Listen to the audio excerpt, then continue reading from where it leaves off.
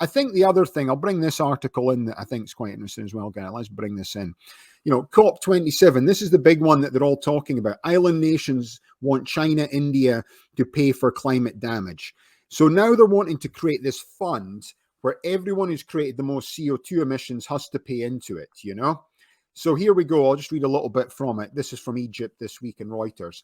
Highly polluting emerging economies, including China and India, should pay into climate compensation fund to help countries rebuild after climate change-driven disasters, the Prime Minister of the island nation of Antigua and Barbuda said on Tuesday. So the comments mark the first time that the two nations have been lumped into a list of major emitters that island states say should be held accountable for the damage that's being wrought by global warming. And then we'll just show you a little bit in terms of, where the polluters are right now.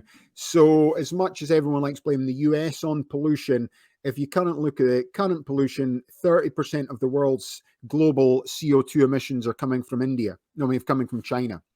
So they've got over 10 million tons of CO2 released. The States is around about half that with 5 million tons. And then India is catching up very quickly with essentially 2 billion tons it is. 10 billion tons, 5 billion tons. And then Russia's over 1 billion tons, then Japan. The interesting thing that we see with, when you look at India and China, is that they're quite notorious for the smog in the cities, the just unbearable smog. The United States, the only area in the entire US that I know has a significant smog issue is Los Angeles. And so I think it's interesting that we might distribute our pollution so well. I'm not saying that's a good thing, but we distribute it so well, it's decentralized. With the Democrats. Yeah, you don't really notice There's it. no CO2 emissions, Republicans, people. Oh, wait a minute. Yeah. They do all the coal mining in that. If you looked from space at CO2 emissions, it's the 10 million people driving around LA stuck in traffic, blasting smog into the environment, as Garrett says, not like two guys living in a field in the middle of nowhere in Kentucky. You know what I mean? So it's like, yeah, it's true. So it's people. It's the Democrats create more CO2 emissions than Republicans. Like we've had the midterms, the red wave of the President Trump or ex-President Trump claimed it's more of a sort of didn't happen. I'm waiting on him to come out of the shadows. I hope the red he comes out of the shadows. I'm not a big fan, but yeah. So it's the orange makeup and the hairdo and stuff that's not quite working the way it used to.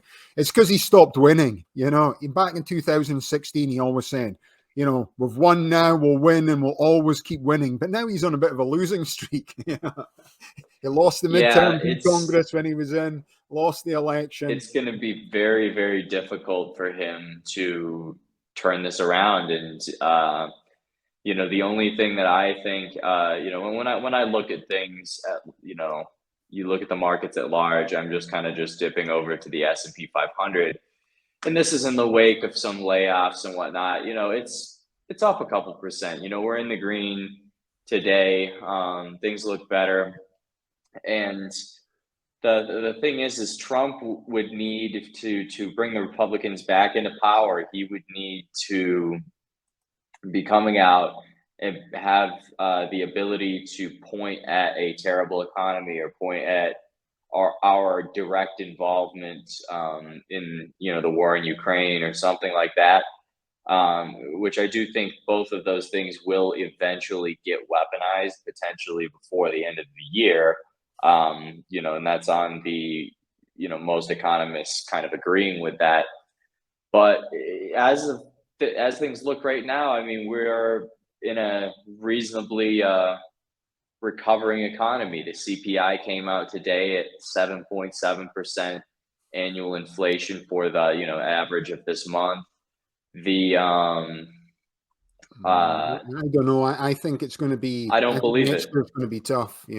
Yeah, I think I'm very much under the assumption that we don't even need to wait till next year. I think that just with the stagnant nature, and they call it stagflation, the stagnant nature of where our economy is at, combined with the telltale signs of a recession, you just have to look to things like tech layoffs and and war as well. And that's and the inflation is incredibly high. I mean, it's still not as high as it was in the 1980s, but every little piece of this plays a part in a perfect storm. And that storm, we might be able to delay it, but I don't think we can miss it. Yeah, and I think a lot that we're speaking about the strategic petroleum reserves in the US right now have never been lower, and then ultimately has Biden been releasing loads of the strategic petroleum reserves recently to keep the cost of fuel down in the pumps until after the midterms. So we'll find out beginning of next year what's actually going to be happening with this, but the problem is that as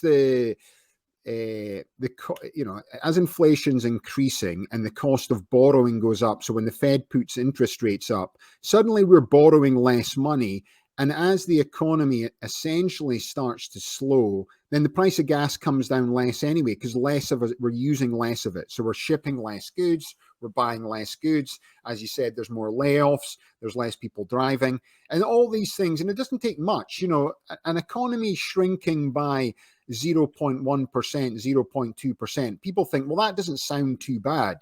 But if you think of opportunity, if the economy's not growing, then you're going to have less opportunity this quarter compared to last quarter. It's as simple as that. Yeah, It's like it's the a right time. perception thing too.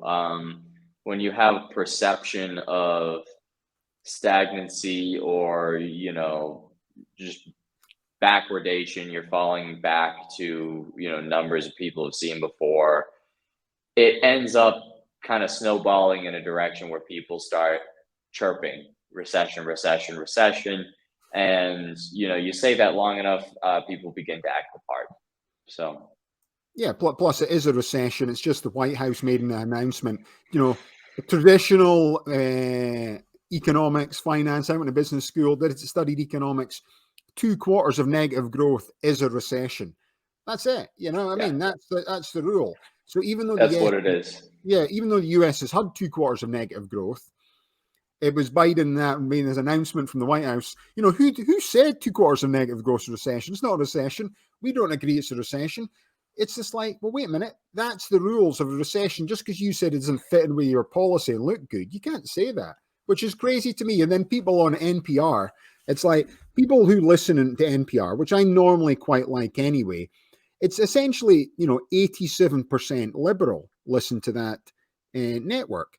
So if you're a liberal, it doesn't matter how smart they are. It's a bit like the ones there. They're still giving you an agenda based on who the viewership and the listeners are from that sort of media outlet. And that's how it works, people. So if you get a thing, if you're only listening to Fox News, you've got to realize they're biased to the conservatives and Republicans. If you're listening to NPR, they're biased that way. So they're going to push a narrative to make you believe that this is this way and that's this way. That's why you want to go to multiple different media outlets there as well.